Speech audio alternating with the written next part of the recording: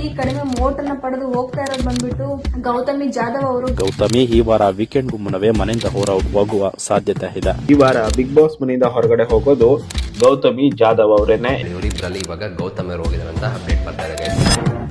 ಈ ಸಲ big boss season 11ರ ನಮ್ಮ ನೆಚ್ಚಿನ ಸ್ಪರ್ಧಿ. ತುಂಬಾ ಚೆನ್ನಾಗಿ ಆಡ್ತಾ ಇದ್ದೀರಾ. ಬಿಗ್ ಬಾಸ್ ಡೈಲಿ ನೋಡ್ತಾ ಇರ್ತೀವಿ, ನಿಮ್ಗೋಸ್ಕರ ನೋಡ್ತಾ ಇರ್ತೀವಿ. ಟಾಸ್ಕ್ ಅಲ್ಲೆಲ್ಲ 100% ಕೊಡ್ತಾ ಇದ್ದೀರಾ. ನಮ್ಮ ಈ ಸೀಸನ್ ಗೌತಮ್ ಇಷ್ಟ ಆಗ್ತಾರೆ ಸರ್. ಗೌತಮಿ ಜಾಧವ್ ವಿನ್ನರ್ ಆಗ್ತಾರೆ. ನನಗೆ ಸತ್ಯ ಇಷ್ಟ.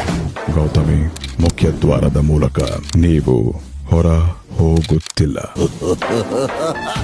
ಹಾಯ್ ಎಲ್ಲರಿಗೂ, ನಾನು ಅಭಿಷೇಕ್ ಮಾತಾಡ್ತಾ ಇರೋದು. ಫಸ್ಟ್ ಆಫ್ ಆಲ್ ಎಲ್ಲರಿಗೂ ತುಂಬಾ ಥ್ಯಾಂಕ್ಸ್. ಅಂದ್ರೆ ಗೌತಮಿನ ಹೀಗೆ ಸಪೋರ್ಟ್ ಮಾಡಿ ಇಲ್ಲಿ ತನಕ ಕರ್ಕೊಂಡ್ ಬಂದಿದ್ದಕ್ಕೆ ತುಂಬಾ ತುಂಬಾ ತುಂಬಾ ಥ್ಯಾಂಕ್ಸ್. ಆ ಆಪ್ ಅಲ್ಲಿ ಹೋಗ್ಬಿಟ್ಟು ವೋಟ್ ಮಾಡೋದು ಅಷ್ಟು ಈಸಿ ಕೆಲಸ ಅಲ್ಲ. ಹಂಗ್ ನೋಡಿದ್ರೆ ಅಂದ್ರೆ ಆಪ್ ಓಪನ್ ಮಾಡು, ಕೆಳಗೆ ಹೋಗು, 99 ಟೈಮ್ಸ್ ಒತ್ತೋದು, ಅಷ್ಟು ಟೈಮ್ ಕೊಡ್ತೀರಾ ನೀವು ಒಂದು ವೋಟ್ ಮಾಡೋದಕ್ಕೆ.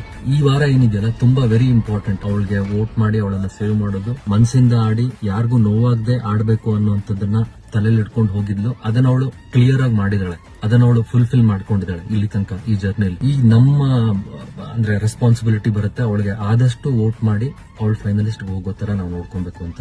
ಈ ವಾರ ಆದಷ್ಟು ವೋಟ್ ಮಾಡೋಣ, ಅವಳಿಗೆ ಸೇವ್ ಮಾಡೋಣ. Hope for the best. Vanadurga ಅಮ್ಮ ಅವಳಿಗೆ ಏನ್ ಸಿಗ್ಬೇಕೋ ಅದ್ ಸಿಗೋ ತರ ಮಾಡ್ತಾರೆ ಅನ್ನೋಂಥ ಗ್ಯಾರಂಟಿ ನನಗಿದೆ. Thank you so much.